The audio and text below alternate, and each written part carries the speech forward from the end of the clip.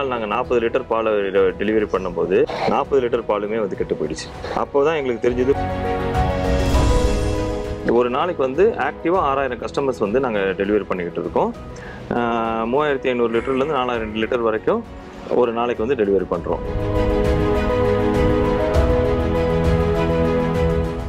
மாடுகள்லேருந்து எங்கள் ஸ்டாப்ஸ் மூலமாக நாங்கள் அந்த பாலை வந்து கறந்துட்டு வரோம். அப்படி கறந்துட்டு வரனால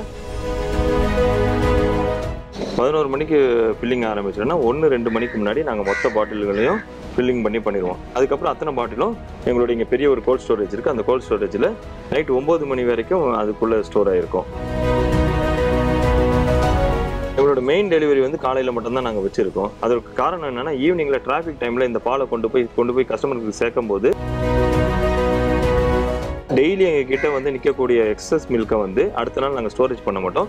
அது அன்னைக்கே வந்து பை ப்ராடக்ட்ஸாக வந்து பன்னீர், நெய், தயிர், வெண்ணெய் இந்த மாதிரி மாறி. நெய்க்கும் எங்களுடைய பன்னீருக்கும் வந்துட்டு சென்னையில் வந்து ஏகப்பட்ட செலிபிரிட்டிஸ் உட்பட எல்லாருக்கும் வந்து பயங்கர சப்ளை பண்ணிட்டு இருக்கோம். 20 லட்ச ரூபாயில் ஆரம்பித்த பிஸ்னஸ் வந்துட்டு இன்றைக்கி வந்து 6-7 கோடி ரூபாய் ஒரு வருஷத்துக்கான டர்ன் ஓவர் நாங்கள் பண்ணிக்கிட்டு இருக்கோம்.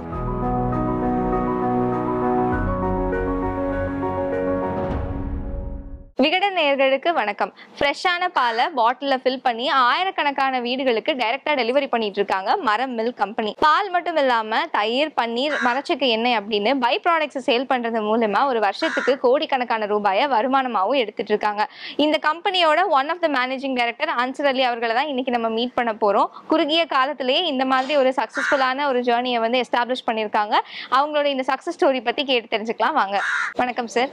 இன்னைக்கு நம்ம மரம் மில்கோட ஃபார்ம்ல இருக்கோம். ஃப்ரெஷ்ஷான பால் டைரக்டா ஆயிரக்கணக்கான கஸ்டமர்ஸுக்கு டோர் டெலிவரி பண்ணிட்டு இருக்கீங்க. ஸோ உங்களுடைய இந்த மரம் ஃபார்ம்ல வந்து டே டு டே ஆக்டிவிட்டீஸ்னா என்ன நடக்குது சார்? மரம்ல வந்து நாங்கள் எங்களுடைய கான்செப்டே வந்து கறந்த பாலை கடந்த சில மணி நேரங்களில் கஸ்டமர்களுக்கு கொண்டு போய் சேர்க்கணுன்றதான் வந்துட்டு எங்களுடைய கான்செப்ட். இன்னைக்கு கறந்த பாலை நாளை காலையில் அவங்க வீட்டில் யூஸ் பண்ணிக்கணுன்றதுக்காக தான் நாங்கள் வந்து இந்த ஓட்டமே ஓடுறோம். காலையில் வந்து பாலை கறந்து கொண்டு வந்து 2 டிகிரி செல்சியஸில் நாங்கள் வந்து பதப்படுத்திடுறோம்.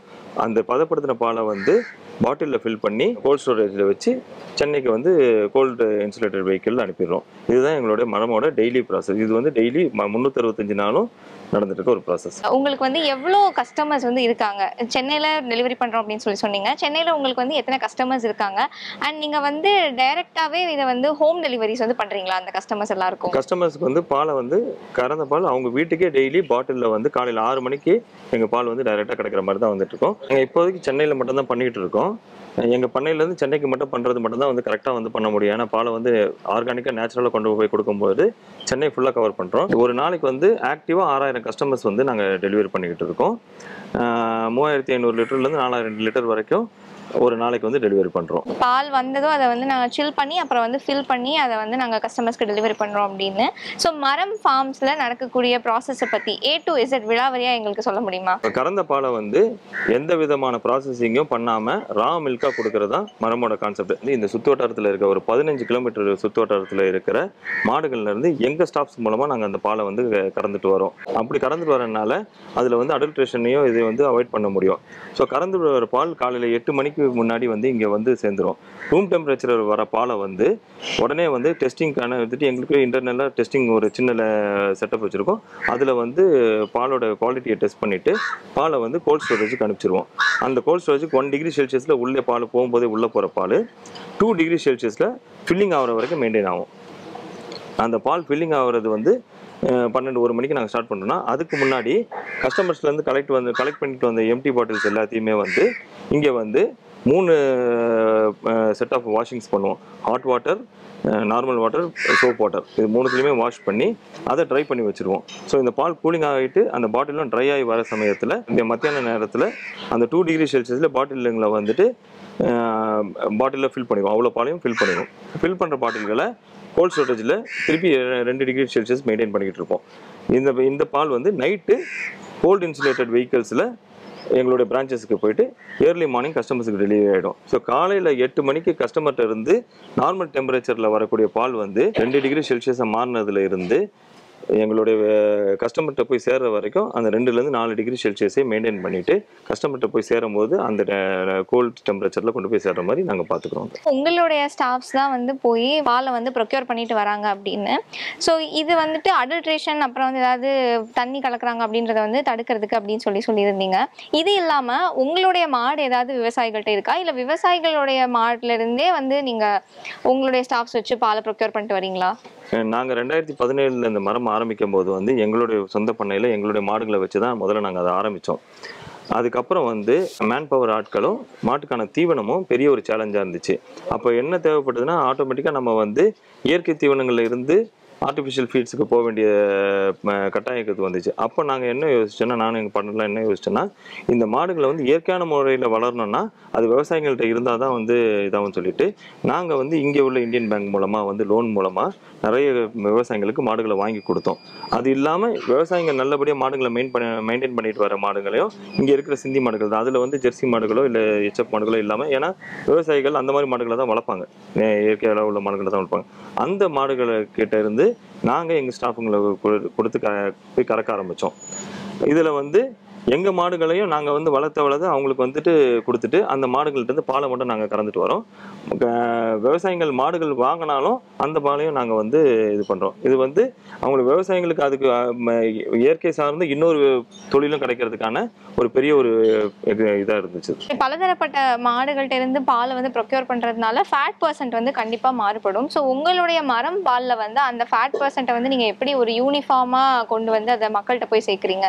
இந்த முக்கியமான பால் பிஸ்னஸ்லையும் பாலை கஸ்டமர்ஸ் யூஸ் பண்ணுறதுலையுமே வந்துட்டு எல்லாருமே அந்த ஃபேட் கண்டென்ட்ன்ற ஒரு விஷயத்த வந்து ரொம்ப உன்னிப்பாக கவனிக்கிறாங்க. எத்தனை ஃபேட் மில்க் வாங்கினா, ஏன்னா எல்லாருமே அந்த விலையை வந்து ஃபேட்டை பேஸ் பண்ணி தான் வந்து இருக்கிறது. நான் வந்து 3% ஃபேட் மில்க் வாங்கினா எனக்கு இவ்வளோ காசு, 6% ஃபேட் வாங்கினா இவ்வளோ இதுன்னு சொல்லிட்டு வரும்போது அந்த ஃபேட் வந்து ஒரு முக்கியமான ஒரு இதாக போயிடுச்சு. எங்கள் கான்செப்டை பொறுத்த வரைக்கும் ஃபேட்டுக்கு முக்கியத்துவம் கிடையாது. ஃபேட்டுன்றது மாடுகள் இயற்கையாக கொடுக்கக்கூடிய ஒரு விஷயம். அதை நம்ம வந்து செயற்கைப்படுத்தவோ இல்லை சமநிலைப்படுத்தவோ ட்ரை பண்ணும்போது இயற்கைக்கு முரணாக போக வேண்டிய ஒரு கட்டாயம் வந்துடுது. ஸோ இன்னைக்கு மாடு என்ன ஃபேட்டில் கொடுக்குதோ அந்த ஃபேட்டு தான் உங்களுக்கு கஸ்டமர் கிடைக்கும்னு சொல்லி இது வந்து முதல்ல ஆரம்பத்தில் எங்களுக்கு ஒரு பெரிய சேலஞ்சாக இருந்துச்சு. ஆனால் நாங்கள் இதுக்காக வந்து பேஸ்டரைஸ் பண்ணி பாலை வந்து ஃபேட் லெவலை ஸ்டாண்டர்ட் பண்ணுறதுக்கு பதில் கஸ்டமர்ஸை வந்துட்டு அவேர்னஸை கிரியேட் பண்ணி கஸ்டமர்ஸ் எஜுகேட் பண்ண ஆரம்பித்தோம். ஒரு 2 வருஷத்துக்குள்ளே கஸ்டமர்ஸுக்கு வந்துட்டு இயற்கையான பால்னா ஃபேட் குறையும், நல்ல மழை பெய்கிற காலத்தில் ஃபேட் லெவல் குறையும், நல்ல வெயில் அடித்து இயற்கையாக வந்துட்டு தீவனம் கிடைக்கலனாலும் ஃபேட் லெவல் குறையும். அப்போ இது வந்து இயற்கை சம்மந்தப்பட்ட ஒரு விஷயன்றது அவங்களுக்கு எஜுகேட் ஆனதுக்கப்புறம் ஃபேட் லெவல்ன்றது அவங்க எங்கள்கிட்ட வந்து இது பண்ணல. பால் திக்காக இருக்கா தின்னாக இருக்கான்றது பார்க்குறதில்ல, பால் ஆர்கானிக்காக இருக்கான்றதை பார்க்குறாங்க. அப்படி இருந்தாலும் எங்களுடைய மாடுகள் இந்த சுற்றுவட்டாரத்தில் இருக்க அத்தனை மாடுகளுமே வந்து நார்மலாக மினிமமாக வந்து 4.2% வரைக்கும் ஃபேட் கொடுக்கும். அதனால் அதை நாங்கள் வந்து கேரண்டி பண்ணுறோம். பட் அது வந்து இயற்கை சம்மந்தப்பட்ட விஷயன்றது கஸ்டமர்ஸ்க்கு தெரிஞ்சதுனால அவங்க அதை வந்து ஒரு கம்ப்ளைண்டாக கொண்டு வரதில்லை. நம்ம தண்ணியை கலந்து ஃபேட்டை குறைச்சாதான் ஒரு இது வரும். எங்கள் பால் வந்து 7 வருஷமாக 0% வாட்டர் லெவல்ன்றதை நாங்கள் வந்து பை காட்ஸ் கிரேஸ் மெயின்டைன் பண்ணிக்கிட்டு இருக்கோம். இன்னைக்கு வரைக்கும் 0% வாட்டர் லெவல் மெயின்டைன் ஆகுது. அதுக்கு காரணம் வந்து பாலை நாங்கள் கறக்கிறது, பாலை இன்னொருத்தவங்க கொண்டு வந்து கொடுக்க முடியாது. அதனால தான் நீங்கள் கேட்ட அந்த ப்ராசஸோட பிரச்சனை இஷ்யூ எங்கே வந்துடுது. பாலை வந்து நாங்கள் கறந்துட்டு வரனால 0% வாட்டர் லெவலை எங்களால் மெயின்டைன் பண்ண முடியும். ஸோ இப்போ நீங்கள் விவசாயிகள்கிட்ட இருந்து பாலை கொள்முதல் பண்ணுறீங்கல்ல, அவங்களுக்கான அந்த கொள்முதல் விலையை வந்து நீங்கள் எப்படி நிர்ணயம் பண்ணுறீங்க? ஜென்ரலாகவே வந்து சொசைட்டிங்களையும் இதுலேயும் வந்து கொள்முதல் விலைன்னு சொல்லிட்டு ஒரு நிர்ணயம் இருக்குது. நாங்கள் முக்கியமாக பண்ணுறது வந்து விவசாயிங்களுக்கு அந்த இடத்துல என்ன கொள்முதல் விலை இருக்கோ அதை விட 2 ரூபா 3 ரூபா அதிகம் கொடுத்து தான் நாங்கள் பாலை வாங்கணுன்றதை வந்து இதை வச்சுருக்கோம். ஏன்னா பாலை கஸ்டமர்ஸ் கொண்டு போய் சேர்க்கறத விட இந்த பிஸ்னஸ் ஆரம்பிச்சதுக்கு இன்னொரு காரணம் வந்து விவசாயிகளுக்கு ஒரு வெல்ஃபேர் ஒன்று சொல்லி அவங்களுக்கு நார்மலாக கிடைக்கிறத விட கொள்முதல் விலை இன்க்ரீஸ் பண்ணி தான் நாங்கள் கொடுக்குறோம். விவசாயிகள்கிட்ட இருந்து வாங்கும்போது நீங்கள் மாட்டுப்பால் தனியாக, அப்புறம் பசும்பால் தனியாக, எருமைப்பால் தனியாக அப்படின்னு சொல்லி வாங்குறீங்களா? மரம் பசும்பால்ன்றது தான் வந்துட்டு எங்களுடைய மில்கே. வெறும் பசும்பாலுங்களை மட்டும்தான் நாங்கள் வந்து ப்ரொக்யூர் பண்ணி அதை மட்டும்தான் இது பண்ணுறோம். 2 பாலையும் கலக்கும் போது அது வந்து அதோட தன்மையை மாறிடும், அது வந்து ஃபேட் லெவல் இதாகிடும், அது சேரவும் சேராது. நாங்கள் வந்து பசும்பால் மட்டும்தான் கொடுத்துட்ருக்கோம். இப்போ ரீசெண்டாக இந்த வருஷம் வந்துட்டு சில கஸ்டமர்ஸ் கேட்குறாங்கன்னு சொல்லிட்டு எருமை மாடுகள் இங்கே ரொம்ப கம்மியாக இருக்குது. 1-2 விவசாயிகள் எருமை மாடுகள் வச்சிருக்கவங்கள்ட்ட இருந்து பஃபலோ மில்கை ஸ்டார்ட் பண்ணி அதை வந்து தனியாக ப்ராசஸ் பண்ணி தனியாக வந்து பேக்கிங் பண்ணியிருக்கோம். அது ரொம்ப ஆரம்ப கட்டத்தில் தான் இருக்குது. இப்போதைக்கு பசும்பால் தான் எங்களுடைய மெயின் பிஸ்னஸ், அதை தான் நாங்கள் டார்கெட் பண்ணுறோம். நிறைய பாட்டிலில் மட்டும்தான் வந்து உங்களுடைய பால் வந்து ஃபில் ஆகிட்டு இருக்கு. ஸோ பாட்டில்ஸ் மட்டும்தான் உங்களுடைய பேக்கேஜிங் மெத்தடா, இல்லைனா வேறு விதத்துலையும் வந்து நீங்கள் பேக் பண்ணி உங்களோட பாலை வந்து விற்பனை பண்ணுறீங்களா?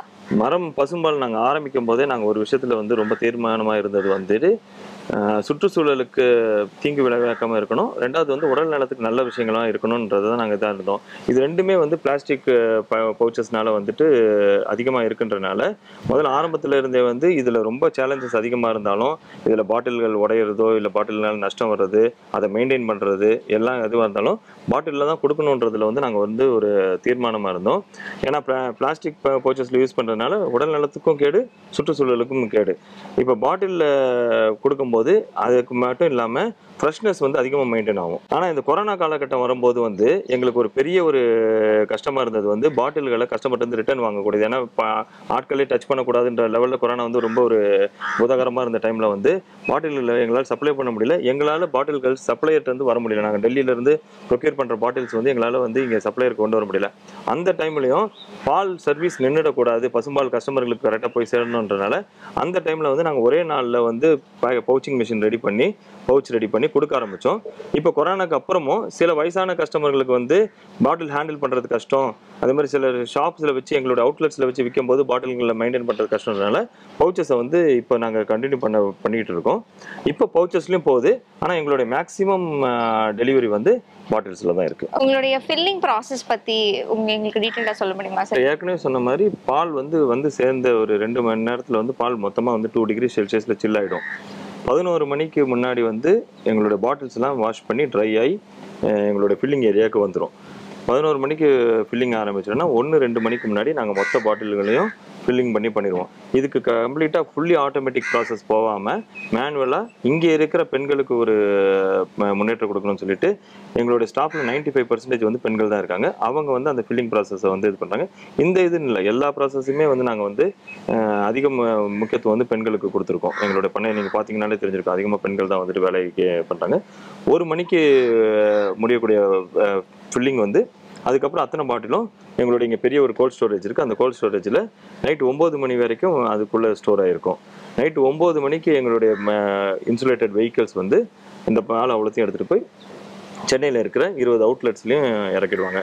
காலையில் 6 மணிக்கு முன்னாடி அந்த அவுட்லெட்ஸ்லேருந்து கஸ்டமருக்கு டெலிவரி ஆகிடும். ஸோ இன்றைக்கி நாங்கள் கறந்த பால் வந்து ஃபில்லாகி கூலாகி ஃபில்லாகி கோல்ட் ஸ்டோரேஜில் போய் வண்டி வழியே அடுத்த நாள் காலையில் வந்து கஸ்டமருக்கு. ஒரு நாளைக்கு வந்து எத்தனை வேளை டெலிவரி பண்ணுவீங்க நீங்கள் உங்களுடைய பாலை?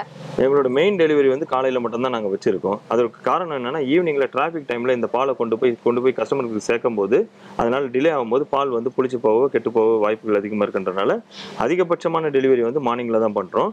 சில ஏரியாக்கள் வேளச்சேரி, பள்ளிக்கரணை மாதிரி சில ஏரியாக்களில் ஈவினிங் டெலிவரியும் பண்ணிக்கிட்டு இருக்கோம். பாலுடைய விலை என்ன சார்? 1 லிட்டருக்கு என்ன விலை?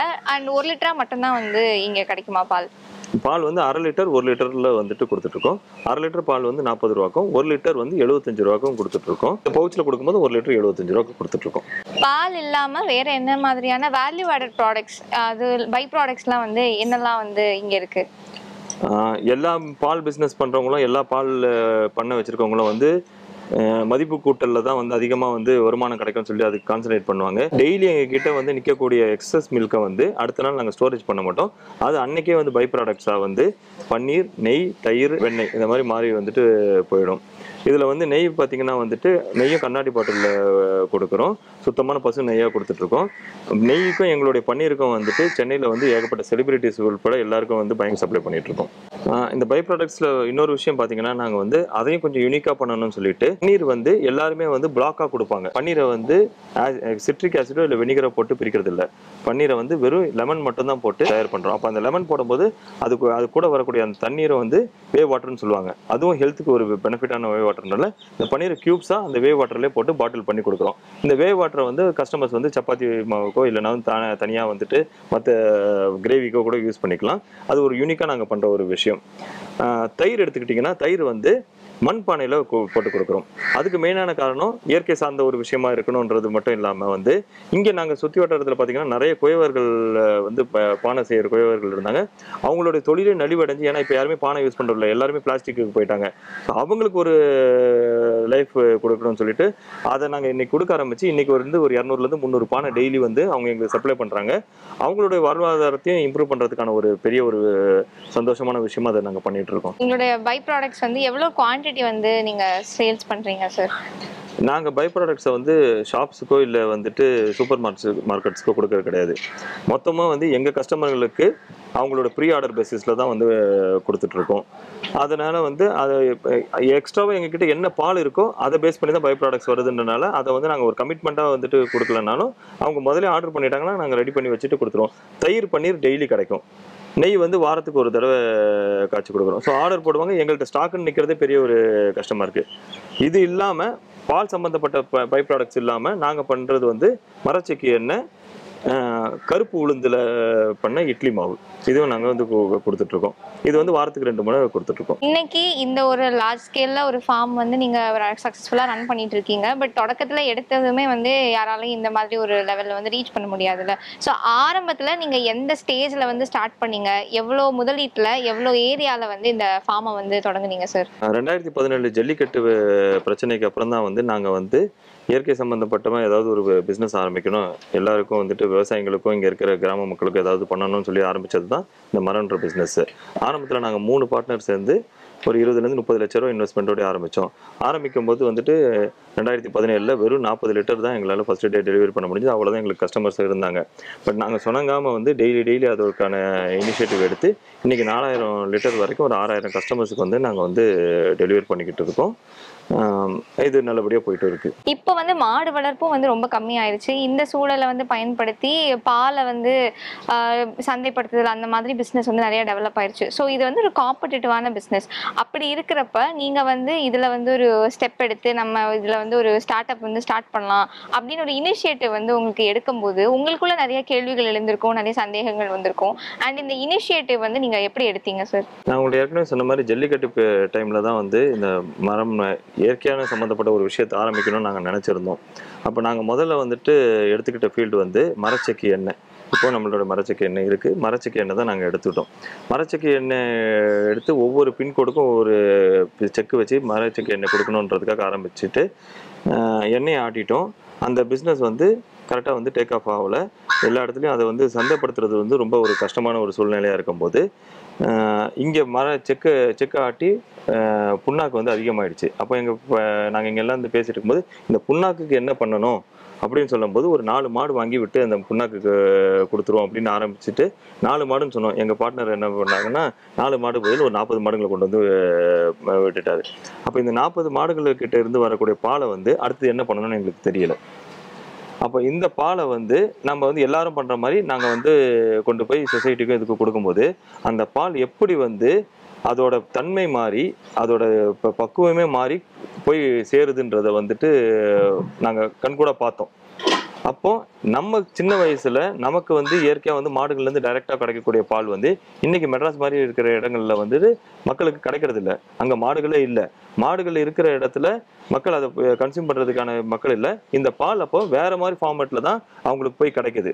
இந்த ஃபார்மேட்டை மாற்றி நம்ம என்ன பாலை சின்ன வயசுல நம்ம சாப்பிடுவோம் அதே மாதிரி அவங்களுக்கும் போகணும் அப்படின்றதுக்காக நாங்கள் வந்து இதை ஏன் ஒரு பிஸ்னஸாக பண்ணக்கூடாது அப்படின்னு சொல்லிட்டு மரச்செக்கு எண்ணெயில இருந்து மரம் பசும்பாலா வந்து அது மாறிச்சு. எந்த ஒரு தொழிலுக்குமே வந்து ஒரு எக்ஸ்பீரியன்ஸ் இதுக்கு முன்னாடியே இருந்திருக்கணும்ல. ஸோ உங்களுக்கு இந்த டெய்ரி அண்ட் இந்த ஃபார்மிங் இந்த ஃபீல்டில் வந்து ஒரு முன் அனுபவம் இருந்ததா? நாங்கள் 3 பேருமே வந்து எந்த விதமான அக்ரி பேக்ரவுண்டும் இல்லாத ஒருத்தங்க தான். நாங்கள் எல்லாருமே ஐடி பேக்ரவுண்டில் இருந்தவங்க தான். ஐடி கம்பெனியில் வந்து வேறு பெரிய பொசிஷன்ஸில் இருந்து தான் வந்து இதுக்கு வந்தோம். அக்ரிகல்ச்சரை பற்றின மாடுகளை பற்றின முன் அனுபவம் எதுவுமே எங்களுக்கு கிடையாது. ஆனால் நாங்கள் வந்து செய்யணும்னு நினச்ச விஷயம் நல்ல விஷயம். அதை வந்துட்டு எவ்வளோ சேலஞ்சஸ் வந்தாலும் அதை வந்து ஒவ்வொரு நாளும் அதை புதுசாக கற்றுக்கிட்டு பண்ணணுன்றதுல வந்துட்டு தீர்மானமாக இருந்தனால தான் இதை வந்து கொண்டு வர முடிஞ்சுது. அதே சமயத்தில் நான் மற்றவங்களுக்கு சொல்லிக்கிறது என்னென்னா நிறைய பேர் வந்து ஐடியை விட்டுட்டு இந்த மாதிரி விஷயங்கள் வரணும் அப்படின்லாம் ஆர்வமாக இருக்காங்க. அதை நீங்கள் வந்து முழு ஈடுபாடோடி பண்ணால் மட்டும்தான் அந்த துறையில் வந்து நீங்கள் வந்துட்டு இது பண்ணணும். இதை ஒரு பார்ட் டைம் தொழிலாவோ இல்லை நான் இன்னொரு வேலையில் இருந்துக்கிட்டே நான் வந்து இதை வந்து பண்ணுறேன்னு சொல்லிட்டு பண்ணால் உங்களால் பேஷனையும் பண்ண முடியாது, உங்களுடைய ப்ரொஃபஷனையும் பண்ண முடியாது. ஸோ முழு ஈடுபாடோடு இதை பண்ணினா இதை கண்டிப்பாக வந்து சக்ஸஸ்ஃபுல்லாக வந்து பண்ண முடியும். இதில் வந்து நிறைய காம்படிஷன் இருக்குது. நிறைய பல்வேறு நிறுவனங்கள் வந்து இதில் வந்து போட்டிடுறாங்க. அப்படி இருக்கிறப்போ உங்களுக்கு இதில் என்ன மாதிரியான சேலஞ்சஸ்லாம் இருந்தது? முதல் சேலஞ்ச் எங்களுக்கு இதில் முன் அனுபவம் கிடையாதுன்னு நாங்கள் சொல்லிட்டோம். முதல் நாள் நாங்கள் 40 லிட்டர் பாலை டெலிவரி பண்ணும்போது வேளச்சேரி சரௌண்டிங்கில் தான் நாங்கள் இந்த பிஸ்னஸை வந்து ஃபஸ்ட்டு டெலிவரி ஆரம்பித்தோம். 40 லிட்டர் பாலுமே வந்து கெட்டு போயிடுச்சு முதல் நாள். அப்போ தான் எங்களுக்கு தெரிஞ்சது பாலை வந்து சில் பண்ணி தான் கொண்டு வந்து சேர்க்கணும், வெறும் நேச்சுரலாக அப்படியே கொண்டு வந்தால் கஸ்டமர்களுக்கு இதாகிடும் சொல்லிட்டு.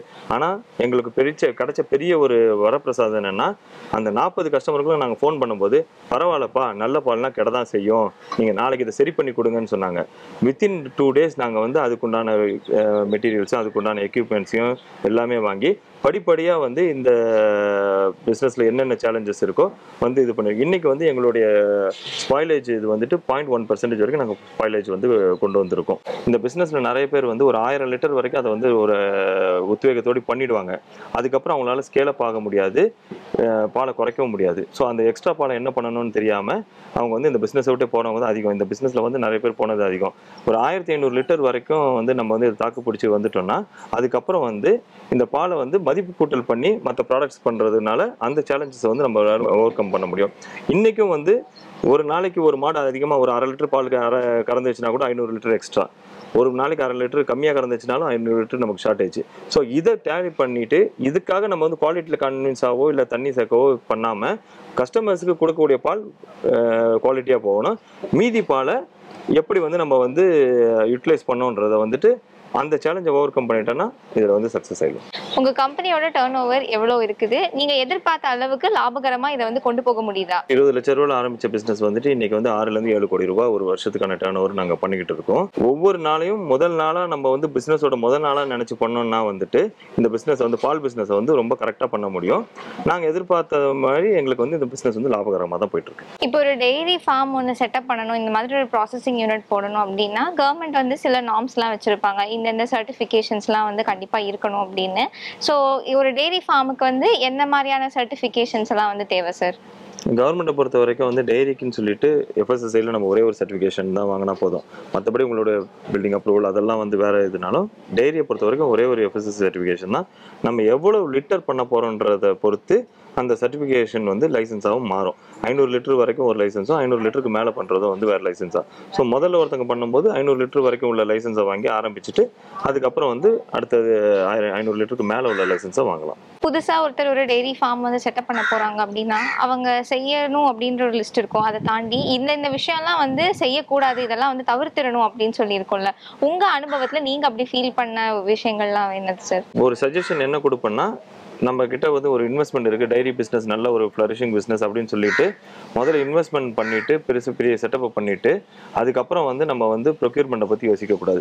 முதல்ல அந்த ஏரியாவில் என்ன விதமான பால் கிடைக்கும், எவ்வளோ குவான்டிட்டி ஆஃப் மில்க் கிடைக்கும்ன்றதை தீர்மானம் பண்ணிக்கிட்டு அதுக்குண்டான செட்டப்பை சின்ன லெவலில் பண்ணிவிட்டு கொஞ்சம் கொஞ்சமாக வளர்றது தான் கரெக்டாக வந்துட்டு இருக்கும். டைரி பிஸ்னஸில் உள்ள மெயினான ஒரு விஷயமே டெலிவரி தான். இங்கே எந்த அளவுக்கு நம்ம வந்து பாலை பதப்படுத்துறதுலையும் பாலை வந்து கரெக்டாக வந்துட்டு கறக்கிறதுலையும் இம்பார்ட்டன்ஸ் கொடுக்குறோமோ அதே அளவுக்கு வந்து தங்குதடை இல்லாமல் மக்களுக்கு வந்து அது கரெக்டான டைமில் பிஃபோர் 6 o'clock வந்து போய் சேரணுன்றதுல வந்துட்டு என்றைக்குமே தீர்மானம் இருக்கணும்.